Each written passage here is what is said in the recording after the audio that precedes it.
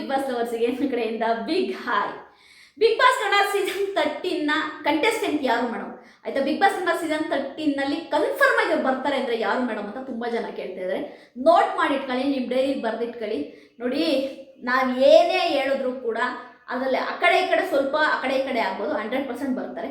Okay, big boss Kannada season 13ಗೆ ಬರುವಂತಹ confirm contestant already Colors TV ಇವ್ರನ್ನ ಲಾಕ್ ಮಾಡಿ ಇಟ್ಕೊಂಡಿದೆ ಅಂತ ಹೇಳೋದಾದರೆ ಆ 4 ಕಂಟೆಸ್ಟೆಂಟ್ಗಳನ್ನ ನೆಟ್ಟಿ ಇವ್ರು 100% ಬಿಗ್ ಬಾಸ್ ಕನ್ನಡ ಸೀಸನ್ 13ನಲ್ಲಿ ಇದ್ದೇ ಇರ್ತಾರೆ, ಇರಲೇಬೇಕು. ಯಾಕೆಂದರೆ ಇವ್ರನ್ನ ಆಲ್ರೆಡಿ ನಮ್ಮ ಕಲರ್ಸ್ ಕನ್ನಡ ವಾಹಿನಿ ಲಾಕ್ ಮಾಡ್ಕೊಂಡು ಇವ್ರನ್ನ ತಗೊಂಬಂದು ಕ್ವಾಟ್ಲೆ ಕಿಚನ್ ಸೀಸನ್ 2ಅಲ್ಲಿ ಹಾಕೊಂಡಾಗಲೇ ನನಗೆ ಗೊತ್ತಾಯಿತು ಈ 4 ಕಂಟೆಸ್ಟೆಂಟ್ಗಳು ಕೂಡ ಕ್ವಾಟ್ಲೆ ಕಿಚನ್ ಸೀಸನ್ 2ಇಂದ direct big boss Kannada season 13ಗೆ ಬರ್ತಾರೆ ಅಂತ. ಓಕೆ, ಫಸ್ಟ್ ಕಂಟೆಸ್ಟೆಂಟು ಯಾರಪ್ಪ ಅಂದರೆ ಅಮೃತ ರಾಜ್ ಅವರು ಕ್ವಾಟ್ಲೆ ಕಿಚನ್ ಸೀಸನ್ 2ಅಲ್ಲಿ ಕ್ವಾಟ್ಲೆಯಾಗಿ ಬಂದಿದ್ದಾರೆ. ಇವರು ಅಮೃತ ಅವ್ರ ಬಗ್ಗೆ ಹೇಳ್ಬೇಕು ಅಂದರೆ ತುಂಬಾ ಕ್ಯೂಟಾಗಿ ಮುದ್ದಾಗಿ ಬಬ್ಲಿಯಾಗಿದ್ದಾರೆ.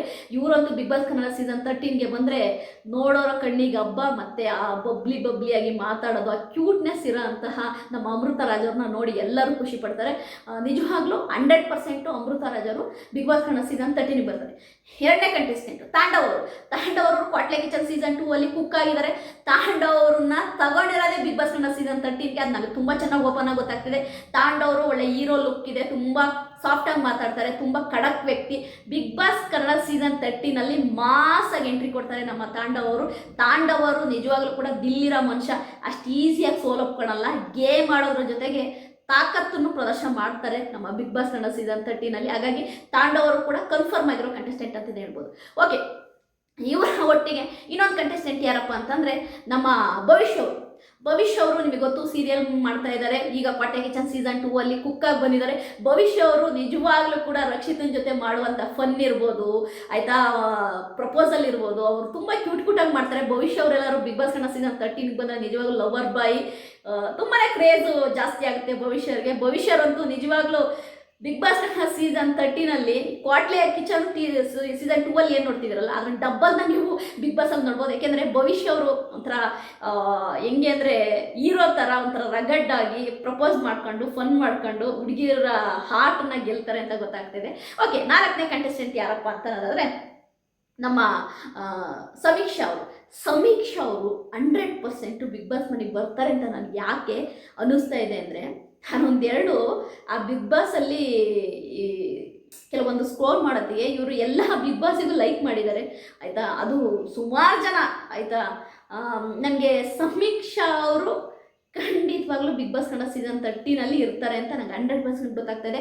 ಸಮೀಕ್ಷಾ ಅವರು ನಮ್ಮ ಕ್ವಾಟ್ಲೆ ಕಿಚನ್ ಸೀಸನ್ 2ಅಲ್ಲಿ ಕುಕ್ ಆಗಿ ಬಂದಿದ್ದಾರೆ. ತುಂಬ ಸುಂದರವಾಗಿದ್ದಾರೆ ಸಮೀಕ್ಷಾ ಅವರು. ನೋಡೋಕ್ಕಂತೂ 2 ಕಣ್ಣು ಸಾಲದು, ಮಾತಾಡೋದು ಅಷ್ಟೇ, ತುಂಬ ಸಾಫ್ಟಾಗಿ ಮಾತಾಡ್ತಾರೆ, ತುಂಬಾ ನಾಲೆಡ್ಜಬಲ್ ಆಗಿದ್ದಾರೆ, ನೋಡೋಕ್ಕಂತೂ ಸುಂದರವಾಗಿದ್ದಾರೆ. ಒಟ್ಟಾರೆಯಾಗಿ ಬಿಗ್ ಬಾಸ್ ಕನ್ನಡ ಸೀಸನ್ 13ನಲ್ಲಿ ಹುಡುಗರದ್ದೇ ರಾಜ್ಭಾರ ಈ ಸರಿ. ಎಲ್ಲ ಯಂಗ್ ಆ್ಯಂಡ್ ಎನರ್ಜೆಟಿಕ್ ಆಗಿರುವಂಥ ಕಂಟೆಸ್ಟೆಂಟು. ನಿಜವಾಗ್ಲೂ ನಾನು ಹೇಳ್ದಂತೆ ಈ 4 ಕಂಟೆಸ್ಟೆಂಟು, ಆಯಿತಾ, ಭವಿಷ್ಯ ಆಗಿರ್ಬೋದು, ಸಮೀಕ್ಷಾ ಆಗಿರ್ಬೋದು, ಅಮೃತ ರಾಜ್ ಇರ್ಬೋದು, ಅದೇ ರೀತಿ ತಾಂಡವ್ ಇರ್ಬೋದು, ಈ 4 ಕಂಟೆಸ್ಟೆಂಟು ಕೂಡ ನಿಮ್ಮನ್ನು ರಂಜಿಸ್ತಾರೆ. ಅದರೊಟ್ಟಿಗೆ direct Quatle kitchen season 2 big boss Kannada season 13ಗೆ ಕಾಲಿಡ್ತಾ ಇದ್ದಾರೆ. ಇವರು ಮಾಸ್ ಮಾಡೋದ್ರ ಜೊತೆಗೆ ತಾಂಡವ್, ಸಮೀಕ್ಷಾ, ಅಮೃತ ರಾಜ್, ಅದೇ ರೀತಿ ಭವಿಷ್, ಈ 4 ಕಂಟೆಸ್ಟೆಂಟ್ಗಳು ಕ್ವಾಟ್ಲೆ ಕಿಚನ್ ಸೀಸನ್ 2ಇಂದನೇ ಫ್ಯಾನ್ ಫಾಲೋಯಿಂಗನ್ನು ಜಾಸ್ತಿ ಮಾಡ್ಕೊಳ್ತಾ ಇದ್ದಾರೆ. ಈಗಲಿಂದನೇ ಅವರಿಗೆ ಒಂದು ಕ್ರೇಜ್ ಸ್ಟಾರ್ಟ್ ಆಗ್ತಾ ಇದೆ. ಹಾಗಾಗಿ ಇವರು direct big boss Kannada season 13ಗೆ ಹೋದರೆ ಅದೇ ಫ್ಯಾನ್ ಫಾಲೋಯಿಂಗ್ ಜಾಸ್ತಿ ಆಗ್ತಾ ಹೋಗುತ್ತೆ, ಒಂದು ಗ್ರ್ಯಾಪ್ ಬೆಳೀತಾ ಹೋಗುತ್ತೆ. ಅವರಿಗೂ ಕೂಡ ನಿಜವಾಗ್ಲೂ ಒಂದು ಹೈಪ್ ಬರುತ್ತೆ ಅನ್ನೋದು ಗೊತ್ತಾಗ್ತಾ ಇದೆ. ಈ ಕನ್ಫರ್ಮ್ ಆಗಿರುವಂಥ 4 ಕಂಟೆಸ್ಟೆಂಟ್ಗಳ ಹೆಸರನ್ನ ನಿಮ್ಮ ಮುಂದೆ ಇಟ್ಟಿದ್ದೀನಿ. ಇವ್ರ ಬಗ್ಗೆ ನಿಮ್ಮ ಅಭಿಪ್ರಾಯ ಏನು ದಯವಿಟ್ಟು ಕಮೆಂಟ್ ಮಾಡಿ ತಿಳಿಸಿ. ಬಾಯ್.